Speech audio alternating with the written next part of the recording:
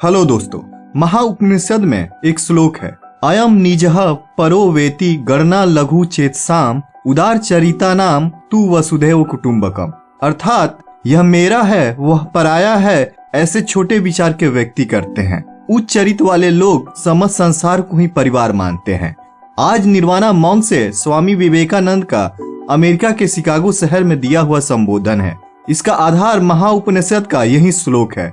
Chicago संबोधन की पृष्ठभूमि 1886 में स्वामी विवेकानंद के गुरु रामकृष्ण परमहंस का देहांत हो गया। इसके बाद स्वामी विवेकानंद अपना अधिकतर समय साधना और एकांत में बिताने लगे। वो लोगों से कम ही मिलते थे, पर धीरे धीरे उन्हें एहसास हुआ कि उनका जीवन खुद की मुक्ति और मोक्ष प्राप्त करने के लिए नहीं बना है, बल्कि उनकी गुरु द्वारा दी हुई दिव्य ज्ञान को संपूर्ण मानवता में बांटने के लिए नियत है। 1893 में स्वामी जी ने शिकागो में हो रहे विश्व धर्म संसद के बारे में सुना और इसमें जाने की इच्छा जताई। उन्हें लगा कि इसे अपने दिव्य उद्देश्य का पालन कर पाएंगे। साथ ही साधु गणों ने उनके जाने के लिए प्रबंध किया और स्वामी जी ने 31 मई 1893 को शिकागो के लिए सफर की शुरुआत की। करीब 2 महीने के सफर के बाद जुलाई के अंत में शिकागो पहुंचे।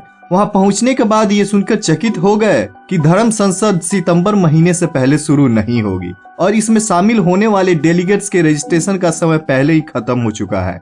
पर स्वामी जी को विश्वास था कि उनके इस नेक उद्देश्य का कोई रास्ता जरूर निकलेगा। उनके पास इतने दिनों तक रहने के लिए पैसे का अभाव था। आगे का समय उन्होंने बहुत कठिनाइयों में बिताया, पर हार्वर्ड यूनिवर्सिटी के एक प्रोफेसर ने उनके ज्ञान को सुन के उनके रहने और धर्म संसद में प्रवेश करने का प्रबंध किया। आखिरकार वो दिन आ ही गया, 11 सितंबर 1893। यह धर्म संसद कोलंबस के अमेरिका को खोजने के 400 साल पूरा होने पर सेलिब्रेट करने के लिए ऑर्गेनाइज किया गया था, जिसका उद्देश्य अलग अलग धर्मों में जो अच्छाइयां हैं उनको एक मंच पे लाके कैसे भाईचारा बढ़ाया जा सके और शांति से बिना खून खराबे के रहा जा सके, इसको बढ़ावा देना था। इसमें लगभग सभी धर्मों के प्रतिनिधि थे। स्वामी विवेकानंद ने अपने भाषण की शुरुआत की और उनके सबसे पहले शब्द थे sisters and brothers of America. ये सुन के पूरा हॉल खड़ा होकर तालियां बजाने लगा। हॉल में करीब 4000 लोग थे और ये तालियां काफी देर तक बजी।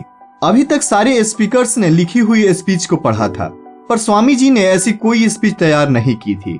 उनके अंतरात्मा ने जो उनसे कहा उसे वो दोहराने लगे और ऐसा वहां बैठे लोगों को स्वामी जी के शब्दों में अपनापन लगा और उनके लिए ये अलग अनुभव था।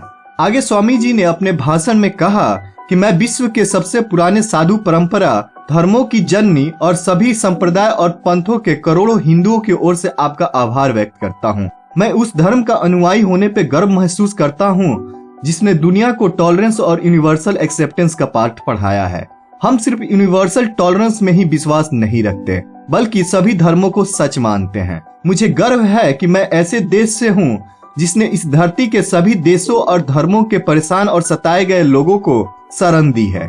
मुझे यह बताते हुए गर्व हो रहा है कि हमने हृदय में उन इजरायलियों की पवित्र स्मृतियों को संजोकर रखी है जिनके धर्म स्थलों को रोमन हमलावरों ने तोड़ तोड़ के खंडहर बना दिया। और मुझे इस बात का गर्व है कि मैं ऐसे धर्म से हूँ जिसने महान पारसी धर्म के लोगों को शरण दी और अभी भी उन्हें पाल पोस रहा है। यहाँ पे स्वामी जी सदियों से यूरोप में यहूदियों पे हो रहे अत्याचार की ओर संकेत कर रहे हैं, जबकि भारत में यहूदी करीब 2000 साल से शांति से बिना किसी भेदभाव के रह रहे हैं। और पारसी जो ओरिजिनली पर्सिया से थे, जो आज का ईरान है, वहाँ इनका नामो निशान मिट चुका है, जबकि ये भारत में अभी भी बहुत समृद्ध हैं। आगे स्वामी जी कहते हैं कि जिस तरह विभिन्न स्रोतों से निकली नदियां अलग अलग रास्तों से होकर आखिरकार समुद्र में मिलती है, ठीक उसी तरह मनुष्य अपनी इच्छा से अलग अलग रास्ते चुनता है। ये रास्ते दिखने में भले ही अलग अलग लगती हैं, लेकिन ये सभी ईश्वर तक ही जाती हैं। वर्तमान सम्मेलन, जो कि आज तक की सबसे पवित्र सभाओं में से है, वह अपने आप में गीता में कहे गए इस उपदेश का प्रमाण है। जो भी मुझ तक आता है, चाहे कैसा भी हो, मैं उस तक पहुंचता हूँ। लोग अलग अलग रास्ते चुनते हैं, परेशानियां झेलते हैं, लेकिन आखिर में सब मुझ तक ही आते हैं। यहाँ पे स्वामी जी भगवत गीता के 4थे अध्याय के 11वें श्लोक का वर्णन करते हैं। अंत में स्वामी जी कहते हैं, सांप्रदायिकता, कट्टरता और इसके भयानक वंशजों के धार्मिक हठ ने लंबे समय से इस खूबसूरत धरती को जकड़ रखा है और इन्होंने इस धरती को हिंसा से भर दिया है। और कितनी ही बार ये धरती खून से लाल हो चुकी है। न जाने कितनी सभ्यताएं तबाह हुई, कितने देश मिटा दिए गए।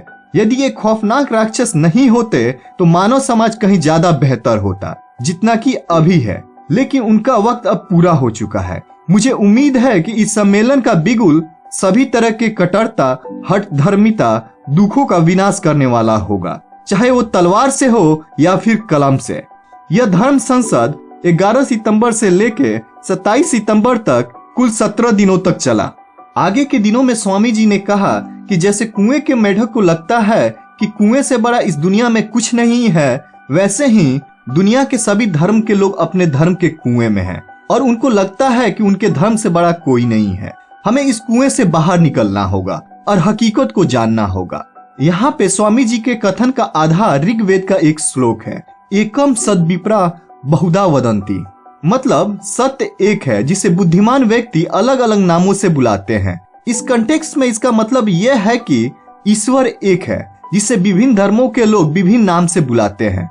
स्वामी विवेकानंद ने इस धर्म संसद में अध्यात्मवाद और भौतिकतावाद के बीच में संतुलन बनाने की बात की और संपूर्ण विश्व के लिए एक ऐसी संस्कृति की कल्पना की जिसमें पश्चिमी देशों का भौतिकवाद हो और पूर्वी देशों का अध्यात्मवाद।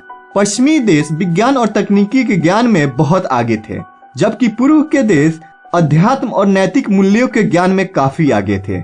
इन दोनों को मिलने से एक ऐसे समाज का निर्माण होगा जो संपूर्ण मानवता के लिए हितकारी होगा। स्वामी विवेकानंद अद्वैत वेदांत फिलॉसफी में विश्वास करते थे, जिसमें अल्टीमेट एम सेल्फ रियलाइजेशन से आत्मा को ब्रह्म में मिलके एक हो जाना है। इसके आधार पे स्वामी जी ने कहा था, जीव की सेवा में ही शिव की सेवा है, सेवा से ही ईश्वर मनुष्यों में वास करते हैं। वेदांत के फिलॉसफी से एक हिंदू बेहतर हिंदू और क्रिश्चियन बेहतर क्रिश्चियन बनने में मदद मिलेगा। स्वामी विवेकानंद 4 साल तक अमेरिका और ब्रिटेन में वेदांत पे उपदेश देने के बाद 1897 में भारत लौटे और उसी साल रामकृष्ण मिशन की शुरुआत की। 12 जनवरी 1863 को जन्मे स्वामी विवेकानंद की 4 जुलाई 1902 को ध्यान में महासमाधि प्राप्त हुई। मात्र 39 साल के जीवन में उन्होंने विश्व को ज्ञान का सागर दे दिया। 2012 में स्वामी विवेकानंद के 150वें जन्मदिन पर वर्ल्ड कॉन्फ्रेंस ऑर्गेनाइज किया गया था और भारत में उनके जन्मदिन 12 जनवरी को हर साल नेशनल यूथ डे के रूप में मनाया जाता है। हम चाहे किसी भी धर्म, जाति, भाषा, स्थान से हो, स्वामी विवेकानंद के आदर्शों का पालन कर एक बेहतर इंसान बन के समावेशी और समृद्ध समाज का निर्माण कर सकते हैं। ये वीडियो कैसी लगी कमेंट करें, लाइक करें और ऐसी ही लाइफ चेंजिंग थॉट्स के लिए चैनल को सब्सक्राइब करना ना भूलें।